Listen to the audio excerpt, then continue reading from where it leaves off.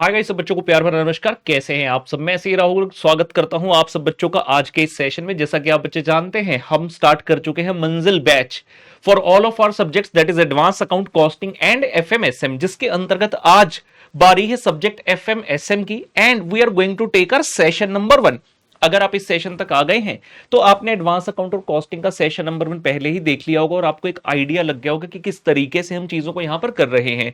जो बच्चे नए हैं भाई, उनको बता दो कि मंजिल बैच हमारा जो है प्योरली फोकस्ड है on the multiple choice question, जहां पर हम theory as well as practical type के क्वेश्चन जो है डिस्कस करते हैं। लेकिन एम एक ही है, एमसीक्यूज में पकड़ अपनी मजबूत बनाना, सो दैट जब एग्जाम के अंदर जाए तो ये 30 मार्क्स के एमसीक्यू 30 आउट ऑफ 30 लेकर हम आए और अपनी पॉकेट के अंदर ये मार्क्स सिक्योर हो जाए। इसी लक्ष्य के साथ हमने अपना ये बैच स्टार्ट किया है। अगर इस सेशन तक पहुंच गए, सबसे पहले वीडियो को कर दीजिए लाइक और साथ ही साथ कमेंट भी कर दीजिए कि आपको कितना मजा आ रहा है। एंड अगर आप समझते हैं कि ये जो बैच है हमारा it is going to create a difference, तो प्लीज अपने फ्रेंड्स के साथ भी जो है डेफिनेटली शेयर कीजिएगा पुत्र। तो बिना समय गवाए मैं आप बच्चों को ले चलता हूं अपने साथ आज के सेशन की तरफ। जैसा कि आप बच्चे जानते हैं, हमारे सभी नोट्स होते हैं प्योरली स्टैंडर्डाइज्ड मैनर में। अकॉर्डिंगली ये भी आपको उसी तरीके से दिखेगा। पूरा मंजिल बैच एक कॉमन प्लेटफॉर्म पर बनाया गया है, जिसमें फर्स्ट पेज ऐसा दिखता है, मंजिल बैच, तीनों सब्जेक्ट का हमारे नाम लिखा है और फिर पर्टिकुलरली किस सब्जेक्ट की बारी है उसके बारे में हम यहाँ पर डिटेल डालते हैं। तो एफएमएसएम सब्जेक्ट की बारी है, इसमें हम सेशन नंबर 1 कर रहे हैं। ठीक है जी। अप्रोक्सीमेटली 5 to 6 सेशन रहेंगे हर सब्जेक्ट के, जिसमें हम पूरा सिलेबस कवर करेंगे एमसीक्यूज के द्वारा। चैप्टर्स कौन से कवर हैं इस सेशन के अंदर, उसकी मैंने लिस्ट यहां पर बनाई है। कॉस्ट ऑफ कैपिटल है, लीवरेज है, कैपिटल स्ट्रक्चर है और थियरीज ऑफ कैपिटल स्ट्रक्चर है पुत्र। यानी कि कुल मिलाकर बात करें तो फाइनेंसिंग डिसीजन जो है पूरा समा गया है इसके अंदर। Cost of capital, leverage, capital structure and theories of capital structure. इस तरीके से यहां पर क्वेश्चंस होते हैं और मैंने बताया था मैं क्वेश्चन का कोई भी आंसर शेयर नहीं करता हूं। क्वेश्चन की साथ में नहीं दी गई है, अदरवाइज आप बच्चे सेशन देखेंगे ही नहीं और सीधा सोच लेंगे, रट्टा मार लेंगे, इसका ये आंसर इसका वो आंसर। नहीं, तो हम क्लास के अंदर डिस्कस करते हैं और उसके बाद ये वाली जो मेरी नोटेड फाइल है, ये वाली फाइल मैं टेलीग्राम चैनल पर शेयर कर देता। तो अगर टेलीग्राम चैनल ज्वाइन नहीं किया भाई तो जाकर जो है ज्वाइन कर लीजिए, इस वीडियो के डिस्क्रिप्शन में आपको लिंक मिल जाएगा उसका।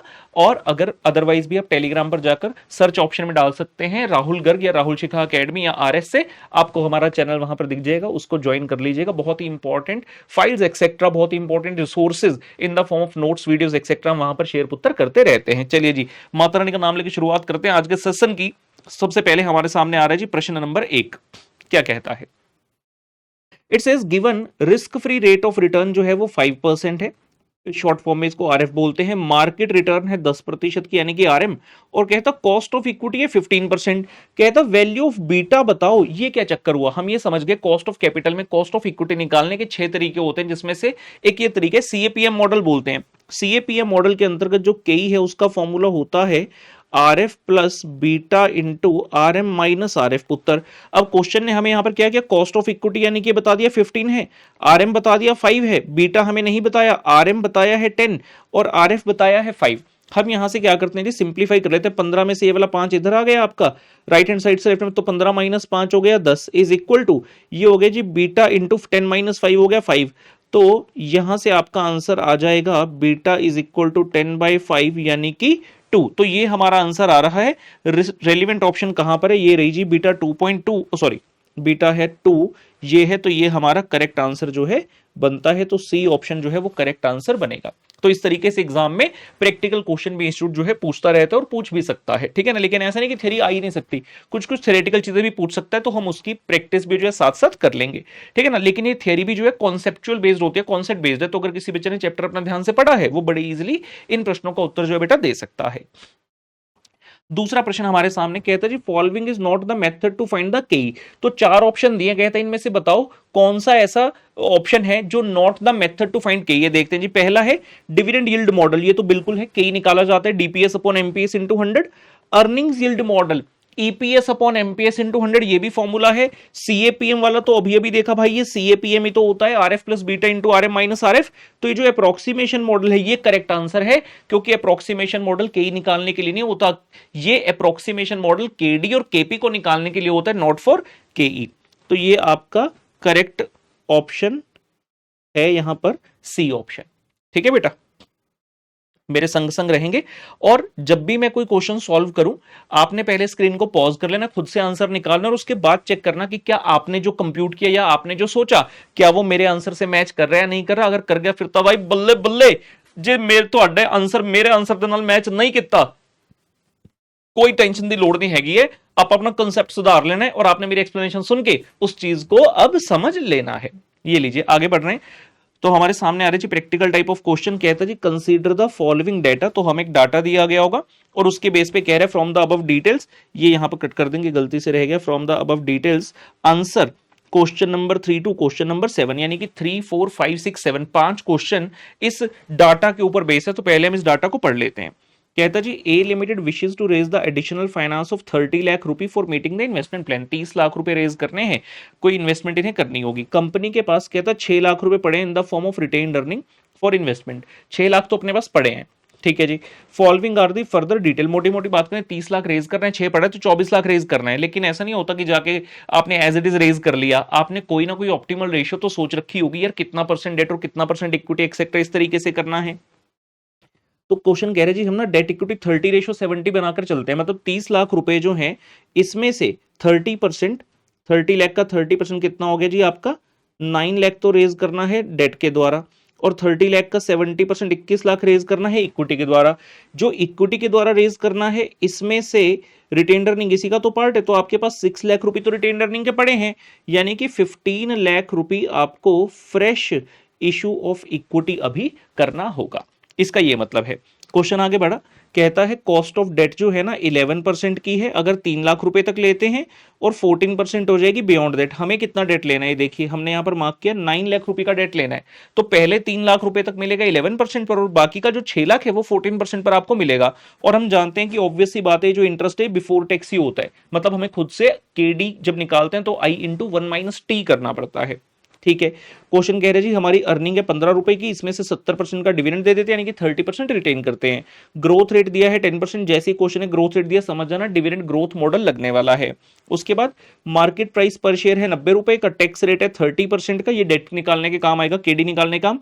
और शेयर होल्डर का पर्सनल टैक्स रेट है 20%। जब हमने क्लास में भी की है चीजें तो वहां पर मैंने क्लियरली बताया कि personal tax rate of share holder पूरे एफएम में एक ही जगह पर मेनली चाहिए होता है, that is while computing the cost of retained earnings. वहां पर फॉर्मूला होता है केई इंटू 1 - टीपी इंटू 1 - बीबी, मतलब ब्रोकरेज वो अक्सर दी नहीं होती क्वेश्चन में, तो जो आप केई निकालोगे इंटू 1 - टीपी यानी कि पर्सनल टैक्स 20% जो दिया वो कर देना, तो आपका उत्तर कॉस्ट ऑफ रिटेन्ड अर्निंग का भी आएगा। क्वेश्चन हमने पढ़ लिया, अब देखते हैं एक एक करते हुए क्वेश्चन क्या पूछ रहा है। पहला सवाल कहता जी what is the amount to be raised by fresh issue of equity. Equity से कितना रुपए रेज करना है, जब हमने क्वेश्चन पढ़ा मैंने तभी आपको बता दिया कि फ्रेश इशू कितना करना पड़ेगा, 15 लाख रुपए का, ठीक है। उसके अलावा देखते हैं एक बार ऊपर ऊपर से क्या क्या पूछ रहा है, फिर मैं आपको इस क्वेश्चन के मेन सॉल्यूशन पर लेकर चलता हूं। कहता जी post tax average cost of additional debt बता दो। इसका मतलब क्या है average cost of additional debt, अगर आपने क्वेश्चन में देखा तो दो टाइप का डेट है। पहला डेट 3 लाख रुपए तक जो 11% पर मिलेगा, फिर दूसरा डेट 6 लाख का जो कि आपको 14% पर मिलेगा। दोनों की अलग अलग तो आप केडी निकाल सकते हो, ये तो इंटरेस्ट रेट हो गया, दोनों का अलग अलग केडी निकाल सकते हो ना आई इंटू 1 - टी करते हुए। लेकिन क्वेश्चन कह रहे हैं आप सिंगल बताओ कि अगर हमें एक ही कॉस्ट यूज करने तो क्या करेंगे। तो जैसे आप WACC निकालते हैं वैसे ही आपने यहां पर WAAD निकाल देना, weighted average cost of additional debt, ये भी मैं सिखा दूंगा। कॉस्ट ऑफ रिटेन्ड अर्निंग पूछ रहा है, कॉस्ट ऑफ इक्विटी पूछ रहा है और WACC पूछ रहा है। तो 3 to 7 में ऑलमोस्ट पूरा क्वेश्चन पूछ रहा है, लेकिन अपने हिसाब से पार्ट बनाकर। अब जो भी प्रैक्टिकल क्वेश्चन है जिसमें कुछ कंप्यूटेशन इन्वॉल्व है उसका फुल फ्लेज सॉल्यूशन मैं आपको साथ में देता हूं, सो दैट आप बच्चों को तकलीफ ना हो बिल्कुल भी, ठीक है ना। इंस्टीट्यूट की तरह की नहीं सीधा सीधा बस आंसर लिख दिया। बहुत सारे टीचर हैं प्रैक्टिकल क्वेश्चंस देते तो MCQ में सीधा सीधा आंसर लिख देते हैं, बच्चा सोचते हैं कंप्यूट कैसे हुआ होगा। तो मैंने कंप्यूटेशन में अपना हैंड रिटन सॉल्यूशन साथ में दिया है। आइए देखते हैं। सबसे पहले हम कह रहे हैं टोटल फंड जो रेज करने 30 लाख रुपए के आपको रेज करने हैं, जिसमें से क्वेश्चन ने कहा डेट 30% है, इक्विटी 70% है। तो 30 लाख का 30% हो गया 9 लाख, 30 लाख का 70% हो गया 21 लाख। और ये 9 लाख कैसे रेज करना है, 3 लाख रुपए 11% पर मिलेगा और 6 लाख रुपए बाकी का मिलेगा 14% पर। और इक्विटी के 21 लाख में से रिटेन्ड अर्निंग तो ऑलरेडी है अपने पास 6 लाख रुपए, और बाकी का जो अपने को न्यू इशू करना है वो 15 लाख है। तो जो पहला MCQ था उसका आंसर अपने को मिल गया 15 लाख। तो पहले वाला जो क्वेश्चन नंबर 3 था इसका करेक्ट आंसर है जी ऑप्शन C, 15 लाख रुपए। इतना रुपए का अपने को फ्रेश इशू करना है।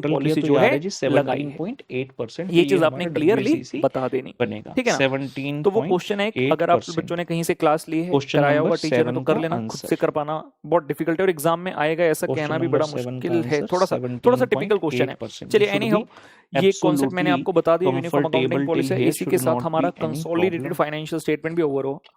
टाइम कितना हुआ? अरे बाप रे, 1:40। टाइम का पता ही नहीं चला। नहीं बच्चा कह रहा ब्रेक नहीं मिलेगा। नहीं ब्रेक तो चाहिए, ब्रेक तो ठीक है, ब्रेक आइए। तो आगे बढ़ते हैं। क्वेश्चन नंबर 8 कहता जी ईबीआईटी है 15 लाख लिखा है, हम इंटरेस्ट है 2.5 लाख का, टैक्स रेट है 40%, डिग्री ऑफ फाइनेंशियल लीवरेज मेरा बता कोई दो। कंट्रोल नहीं है कि डीएफएल कितने का बच्चे फॉर्मूला क्या बैठेंगे नहीं, होता है? लेकिन जैसे मैंने स्टार्टिंग में कहा था, जितने ज्यादा बच्चे बैठेंगे they will definitely gain something. EBIT आप आज अपॉन कुछ ईबीटी। ऐसा कर लोगे अब जिसके लिए इसमें आपको टैक्स फ्यूचर में कहाँ आ रहा है? टेंशन तो नहीं टैक्स लेनी। दिया हुआ है, कंफ्यूज ऐसा नहीं कि करने के बाद लिए में कि नहीं हो बच्चे कुछ सकता, करें, रिकॉर्डेड इसका तो कुछ पड़ा भी नहीं रहेगा करना। यूट्यूब पर। ईबीआईटी यूट्यूब वाले तो कितना मना है? नहीं करेंगे मेरे 15 ख्याल से। लाख। और हालांकि मैंने ईबीआईटी में ट्राई से किया है कि इंटरेस्ट इतना बड़ा माइनस कर लेक्चर दो तो क्या आ यूट्यूब जाएगा? पर अगर लाइव ईबीटी लेते हैं तो 15 बाद में लाख में से रहता है 2 कि लाख नहीं। 50 ठीक है, हजार अगर रह जाए माइनस तो कर अच्छी दो, बात है, ये आ गया लेकिन 12.5 ऐसा नहीं कि लाख। बाद में करोगे तो समझ में तो नहीं आएगा, 15 नहीं लाख होगा, लेकिन डिवाइड बाय साथ में कर रहे हैं तो 12.5 एक लाख, फील अलग ये है, आ एक रहा है जी जील अलग है, एक एनर्जी अलग है। 1.20। तो कहाँ है चीजों का 1.2? ये लेवल रहा एक जी अलग बी है, राइट। ऑप्शन। तो जितने तो ये बच्चे आपका साथ रहेंगे करेक्ट उतना बेस्ट आंसर होगा। मैं यही चाहूंगा बनेगा। कि इस ब्रेक के जिस बाद बच्चे भी के फंडे क्लियर आप हैं, बच्चे साथ फॉर्मूला जुड़े समझ रहें। में आते एक हैं, चैप्टर रह गया इंटर वालों को, कॉन्सेप्चुअली तो पढ़े हुए पार्टनरशिप हैं, अकाउंट उसे अच्छे करिएगा। से क्लासेस और उसके लगाई बाद हुई 2 हैं, चैप्टर जो है सारा आईपीसी काम के हैं, वो किया हुआ है, छोटे तो छोटे वो चैप्टर, उसमें उसके समय लिए नहीं लगेगा। बड़ी चीजें एंड नहीं है। किसी भी इंटर टाइप वाले का आ बच्चे जाए भी लीजिए ऐसे 9th होंगे, अगर क्वेश्चन। आप बीकॉम कर रहे हैं और वो 2 चैप्टर कहता आपको भाई काम में आ सकते हैं, तो आप डीयूएल डेफिनेटली है बैठिए, कोई 1.24, इशू नहीं है, डीएफएल आपके है वो 2 इतनी, तो चैप्टर भी अच्छे डीसीएल से कवर कितनी हो होगी? अब जाएंगे। हम ठीक है ना? जानते हैं भैया कि जो तो भी एक डीसीएल ब्रेक होती लेते है हैं that is 10 DUL to 15 minutes multiply का, बाय ठीक है ना? डीएफएल। उसके तो बाद आपका वापस से डीयूएल स्टार्ट कितना करते है? हैं। 1.24 बल्ले और बल्ले, मजा डीएफएल आ गया कितना जी। है? 1.99। हमने जो चीज सोचकर मल्टीप्लाई कर दो शुरुआत तो की थी उसके आंसर आ हम जाएगा बहुत करीब हैं। नेक्स्ट चैप्टर होगा जी, बच्चे कह रहे हैं कौन सा? एडवांस 2.467, पार्टनरशिप मतलब करेंगे जी, 2.47 माहौल बनाएंगे एडवांस अप्रोक्सीमेटली। पार्टनरशिप में। तो ये जो डी ऑप्शन है ना, ये इसका उत्तर ठीक है, करेक्ट चलिए आंसर जो है बन ब्रेक के जाएगा। बाद मिलते हैं, कुछ ठीक खा है, पी लो, सही बच्चे सांस मेरे ले लो संग अच्छे से संग गहरी रहेंगे। क्वेश्चन सांस। नंबर 10 पर आते हैं। के अंदर जी डिग्री ऑफ कंबाइंड लीवरेज है 3, मार्जिन ऑफ सेफ्टी है 0.5, डिग्री ऑफ फाइनेंशियल लीवरेज बता दो। ये क्या चक्कर है? अब डीसीएल दिया है, कहता डीएफएल बता दो। थोड़ी देर पहले हमने फॉर्मूला लिखा कि डीसीएल होता है डीओएल इंटू डीएफएल।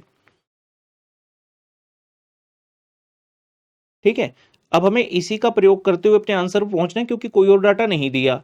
डीसीएल उसने बताया कितना है 3, डीयूएल पता नहीं, डीएफएल निकालना है, लेकिन डीयूएल निकालने का हिंट है, एमओएस दिया 1.5, और जो डीयूएल होता है ना बेटा, डीयूएल इज 1 अपॉन एमओएस, तो 1 अपॉन 0.5 करते हो, ये आ गया 2, तो यहां पर भर दो 2। अकॉर्डिंगली जो डीएफएल है आपका वो हो जाएगा 3 डिवाइड बाई 2, यानी कि 1.50। इसको हम ऐसा करते हैं,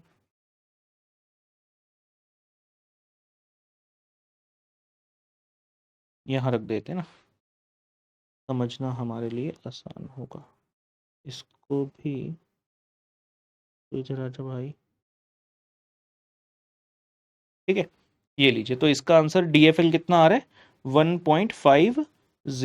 1.50, ये लीजिए जी, डी ऑप्शन 1.50 उत्तर। Okay, 11th question.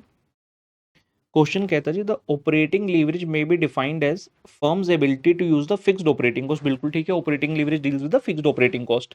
तो कह रहा फर्म की एबिलिटी है कि वो किस तरह से यूज करते हैं to magnify the effect of change in sale, कि जब जब जब सेल में चेंज आए तो ऑपरेटिंग फिक्स कॉस्ट को वो कितनी अच्छी तरह से मैनेज करते हैं कि उसका इफेक्ट मैग्नीफाई हो जाएगा। किस चीज पर? Magnify the effect of change in sales on its dash, EBIT, EBT, EAT या EPS.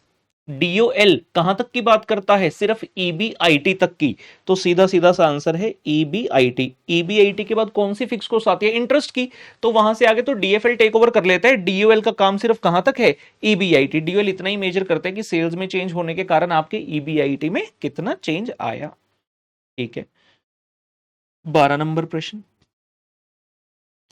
Firm with high operating leverage will have, high operating leverage का मतलब बताओ पहले तो क्या है high operating leverage.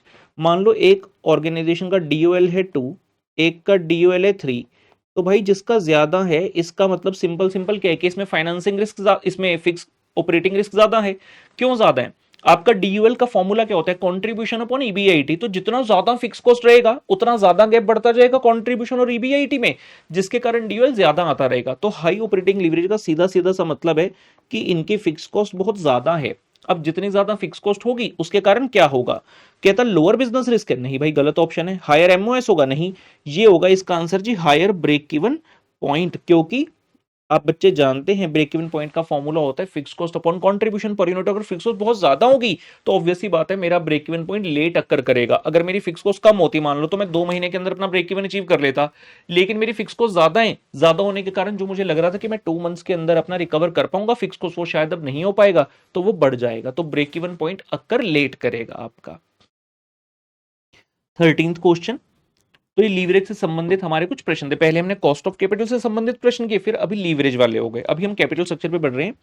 N EBIT EPS indifference analysis chart is use for. Capital structure chapter में करते क्या हो, हर क्वेश्चन में ऑलमोस्ट यही तो करते हो। स्टार्टिंग में EBIT से स्टार्ट होते हो, प्लान वाइज इंफॉर्मेशन भरते हो, किसमें कितना इंटरेस्ट एक्सेट्रा, फिर EBT आता है, टैक्स माइनस करते हो EAT, फिर किसमें कितना प्रेफरेंस है उसके हिसाब से डिविडेंड माइनस होता है, earning available for equity holder आता है, divide by number of share करते हो, अलग अलग प्लान में नंबर ऑफ शेयर होते हैं, तो EPS आ जाता है। तो क्या हुआ उसका नाम EBIT EPS एनालिसिस चार्ट। क्या इसका पर्पस है, कहता जी option 1 evaluating the effect of business risk on EPS, no examining the EPS result for alternate financial plan at varying EBIT level. हाँ, ये मतलब होता है इसका, हम डिफरेंट डिफरेंट EPS निकाल कर देखते हैं ऑन डिफरेंट प्लान्स। तीसरा determining the impact of change in sale on EBIT, no showing the change in EPS quality, no. तो हमारा जो इसमें आंसर है वो है ऑप्शन बी, ये आपका करेक्ट आंसर बेटा बनेगा। नेक्स्ट क्वेश्चन कहता है cost of monitoring the management is considered to be. अक्सर हम देखते हैं मैनेजमेंट और जो शेयर होल्डर्स हैं उनके बीच में डिस्प्यूट रहता है, पैसा लगा है शेयर होल्डर्स का, लेकिन मैनेज कौन करता है, मैनेजमेंट।